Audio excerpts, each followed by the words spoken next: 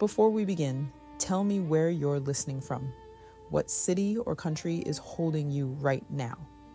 I read every comment, and it reminds me we're not alone in these stories of betrayal and rebuilding. Now take a breath. And let me tell you this story. I signed the personal guarantee for our business loan, my hand steady. My partner, my friend of 15 years, clapped me on the back. This is it. The big leap together. We toasted with cheap champagne in our new empty office. For 2 years, I was the engine in the back. Operations, finance, logistics. He was the face. Client relationships, schmoozing, the vision. I trusted the division of labor. I trusted him. The first sign was the missed accounting reports. Too busy bringing in the big fish, he'd text. The second sign was the new Mercedes, while we deferred our own salaries to make payroll. The third sign wasn't a sign. It was a detonation. I came in on a Monday to a silent office. His desk was clean. His computer was gone. A sticky note on my monitor. Sorry it had to end this way. The pressure was too much. I'm out. My phone started buzzing. Texts from clients. Hey, just got an email from Mark saying he started his own firm and to direct all future business to his new address. What's going on? Then the bank called about the loan, the one with my personal guarantee. He had taken the client list, the relationships, the future revenue. He had left me with the lease, the employees, and the debt, the business partner exit. And if you think a partnership is a bond of shared dreams, you haven't seen it become the legal framework for your financial burial. The betrayal doesn't begin with the empty desk. It begins in the sacred covenant of the we. You have the idea, the spark. You share it with someone you trust, a friend, a colleague, someone with complementary skills. You dream together. You sketch on napkins, talk late into the night about building something. You formalize the dream with a handshake, then with paperwork. You create a shared child called a business. You divide the labor based on trust. Maybe you handle the inside work, the numbers, the systems, the grind. They handle the outside, the clients, the network, the brand. You believe you are two halves of a whole. You cover for their weaknesses, they cover for yours. The first hooks are small, easily explained away. They're vague about a new client they're courting alone. They're slow to forward an important email. They make a unilateral decision about a minor expense. When you ask, the answer is always, I didn't want to bother you. Or, it was time sensitive, just handling it. You feel a slight disconnect, a shift in the gravity of your partnership, but you brush it off. Startup stress, growing pains, then the financial strangeness. Unexplained withdrawals labeled client entertainment. Their personal lifestyle inflating while the business account hovers near zero. Their insistence that you be the one to sign the loan, the lease, because your credit is better, or you're more detail-oriented. You're the responsible one, so you sign. You put your name, your house, your future on the line. For the team, for the dream. Meanwhile, they are quietly, methodically building a bridge out of the partnership. They're having confidential chats with your biggest clients, sowing subtle seeds of doubt about the company's stability or your competence. They are copying files, exporting contact lists, setting up a new email domain on the side. The betrayal hook is the moment you are served the proof that the we has been dead for months and you were its sole caretaker. It's the mass client email you weren't copied on. It's the missing laptop and the wiped server login. It's the legal letter stating their resignation and invoking a poorly drafted clause to avoid liability. It's the cascade of client defections the very next day. The hook is the cold realization. The partnership was never a vessel for a shared dream. For them, it was a temporary shell, an incubator for their own ambitions, using your labor and your credit as fuel. The we was just a tactic until they could go solo. They didn't just leave a business, they performed a surgical extraction of all value, leaving the malignant tumor of debt and obligation attached to you. They recast your trust as a weakness to be exploited, your shared dream as an opportunity for a hostile takeover. The betrayal isn't just the loss of income, it's the theft of the future you built together and the deliberate burdening of your present with a weight they engineered you to carry alone. You gave them a foundation of your sweat and signature to build upon, and they built a launch pad for their escape, leaving you in the crater of the debt. The unraveling is a financial and emotional siege that attacks from all sides. First, the immediate crisis. Cash flow evaporates overnight. Invoices owed by the now departed clients go unpaid. Fixed costs, rent, utilities, software subscriptions keep coming. Your employees look to you, terrified. You have to decide immediately who you can keep and who you must let go, carrying the guilt of their livelihoods on your back. The bank calls are relentless. The personal guarantee is no longer abstract. It's a countdown clock on your savings, your home, your credit score. Your reputation is publicly flogged. Clients who left with your partner believe his narrative that he was the talent. He was the reason for success, and you were the dead weight holding him back. In your industry, whispers become facts. You are now the risky one, the left behind partner. New business dries up. You are toxic by association. The legal morass. Lawyers are expensive. Litigation is a black hole of time, money, and spirit. Even if you have a case for breach of fiduciary duty, for theft of intellectual property, the process can take years. You are advised that collecting any judgment from someone who has already proven themselves duplicitous may be impossible. You are forced to choose between a costly fight for principle or a devastating settlement for survival, the isolation. Mutual friends in your industry take sides, often his, because he's the charismatic one controlling the narrative. Social invitations stop. You feel like a business leper. The shame is paralyzing. You question every business decision, every conversation, replaying 1,000 moments looking for the clues you missed. The weaponization of your own systems. They use the processes you built, the client management system you implemented to perfectly orchestrate their exit. Your own efficiency was turned against you. They may even use proprietary knowledge or trade secrets you developed together, competing directly with you before the ink on their resignation is dry. The erosion of your self-trust. This is the deepest cut. You picked this person. You trusted them. Your judgment in business and in friendship feels fundamentally broken. How can you ever trust a future partner? How can you trust your own ability to read people? You see treachery in every negotiation, potential betrayal in every handshake. The unraveling ends in a state of shell-shocked paralysis. You sit in the office you can no longer afford, surrounded by the ghost of a dream, staring at a mountain of debt and a desolate future.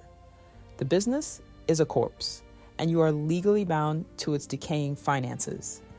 Every ring of the phone is a creditor. Every email is bad news. You are not just a business owner who failed. You are a victim of a premeditated financial homicide. The awakening doesn't come with the lawyer's letter or the first bounce check. That's the trauma. The awakening comes later in a moment of grotesque, clarifying irony. For you, it's at an industry networking event you force yourself to attend. You're in the corner trying to be invisible. And then you see him, your ex-partner, holding court in the center of the room, laughing, surrounded by your former clients. He's telling a story, gesturing broadly. You catch a fragment over the din. And sometimes you just have to cut the dead weight to really soar. It was a tough decision, but for the best. He meets your eyes across the room. He doesn't look away. He doesn't look ashamed. He gives you a small, cold, polite nod, the kind you give a minor competitor, a stranger. In that moment, under the harsh fluorescent lights, smelling cheap wine and ambition, the final veil lifts. This was never a partnership. This was an apprenticeship in betrayal. You were the necessary, useful idiot, building the infrastructure, assuming the risk, and polishing the reputation he needed to steal. The awakening is the calm, cold understanding that you are not in a business dispute. You are dealing with a predator whose natural habitat is the gray area of trust and legal ambiguity. Enough, you think, setting your untouched drink down. You are done living in the ruin he created, done trying to plead your case to an audience he's already poisoned, done allowing his actions to define your worth or your future. You don't feel rage at him in that moment. You feel a profound, strategic clarity. He is a fact, a natural disaster that happened. Your job is no longer to cry over the wreckage. Your job is to survey the land that is still yours and start building something impenetrable. The fight back begins not with a lawsuit, but with a mental shift. You are exiting the country of we and declaring sovereignty over the nation of I. The fight back is a brutal, pragmatic campaign of survival and reconstitution. It is about securing your perimeter and salvaging your future. Phase 1, the immediate triage and lockdown. Financial triage. You meet with a financial advisor and a good lawyer within 48 hours. Not a family friend, a shark. You immediately, 1, freeze all joint business accounts he could access. 2, document everything. Emails, texts, bank statements, client list before and after. 3, send a formal lawyer-drafted cease and desist letter regarding client solicitation and use of proprietary information.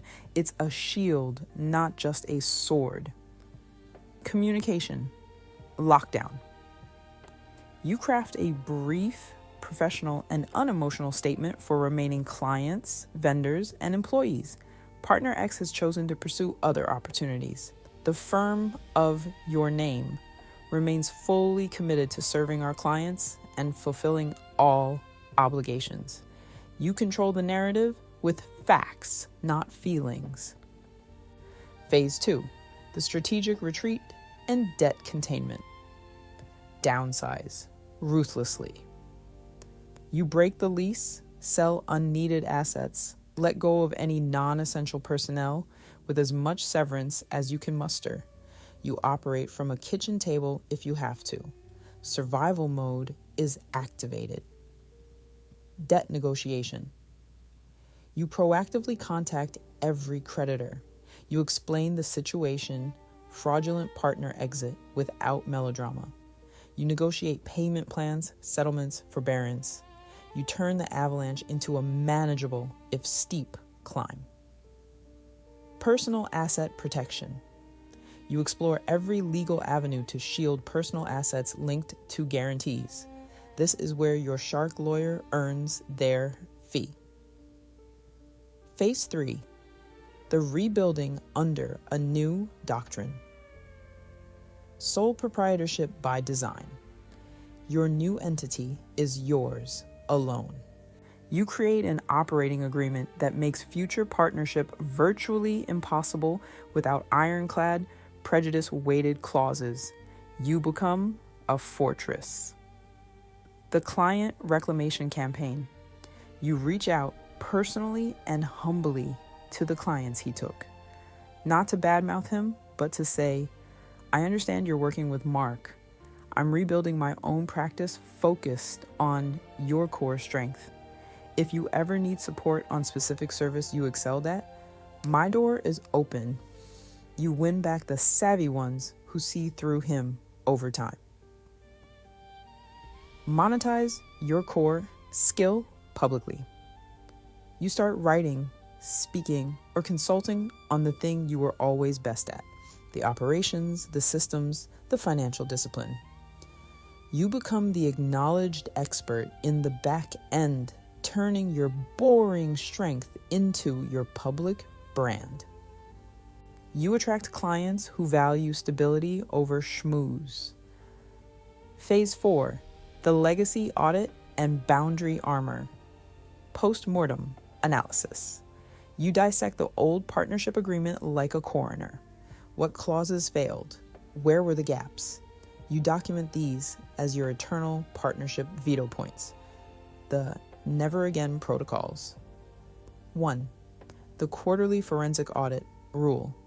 Any future collaboration requires transparent, audited financials quarterly. 2. The symmetric risk rule. All debt, guarantees, and risk must be perfectly symmetric and personally binding on all parties. 3. The key person insurance. You insure the business against the departure or disability of any critical person. Phase. The psychological firewall. Therapy as operational cost. You invest in therapy to process the betrayal trauma, not as self-indulgence, but as crucial mental infrastructure to prevent future poor judgment born of unresolved pain. The strategic pivot narrative.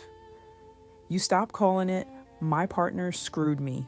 You start calling it, my former strategic alliance reached its natural conclusion, and I have since pivoted to a more resilient model. You linguistically reframe victimhood into strategic evolution. The fight back is one not when he fails, he may seem to thrive, but when his existence becomes irrelevant to your operations. Your victory is a profitable, debt-free, wholly owned enterprise that exists because of what you learned, not in spite of what he did. Your detachment is your power. You do not emerge less trusting. You emerge as a sovereign operator. Your trust is now a secured, revocable credit line, not an unsecured gift.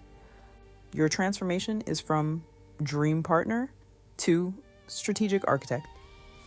Your business is now a castle you built alone, with a drawbridge you control. From this, you draft the Sovereign Operator's Accord.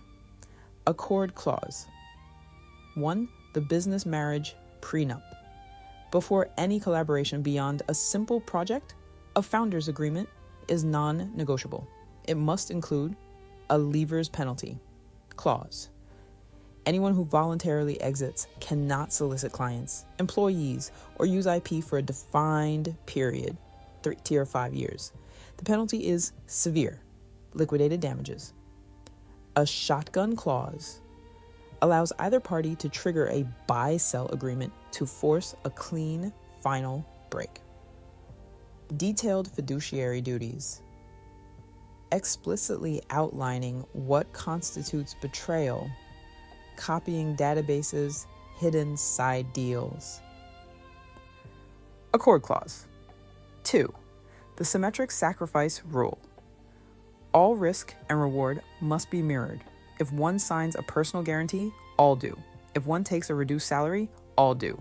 Any asymmetry is a red flag the size of a billboard. Accord. Clause 3. The transparency dictate. Full financial and operational transparency is mandatory in real time via a shared platform like QuickBooks Online. No exceptions. Too busy is now synonymous with hiding something. Accord clause 4. The client as business asset doctrine. The business, not an individual, owns all client relationships. All client communication must be BCC'd to a central company email. Introductions are made as from the team at company, not from me, Mark. Accord clause 5. Build your own cult. Your professional value must be directly tied to your own public brand, not just the company brand. Your own newsletter, your own speaking gigs, your own network, separate from the partnership. This makes you theft-proof. Accord. Clause 6. The debt as cancer policy. Avoid personal guaranteed debt like the plague, bootstrap, revenue finance, or seek non-recourse funding. If debt is absolutely necessary, it is an absolute last resort, with terms so severe it keeps everyone hungry and honest. À l'accord. Clause 7. Sovereignty over salvation. This is the core law. Your primary business relationship is with the business itself and its clients, not your partner. The partnership is a vehicle, not the destination. Your loyalty is to the mission and your own integrity, not to the person beside you. Be prepared to drive the vehicle alone if the other passenger tries to hijack it. You are no longer haunted by the stolen clients and the debt. I'm fortified by it. The partner exit didn't make you a loner. It made you a self-contained economic unit. You lost a fraudulent partner. You gained an unassailable operational sovereignty. Go and build empires where you alone hold the keystone. Let your resilience be the only partner you ever truly need.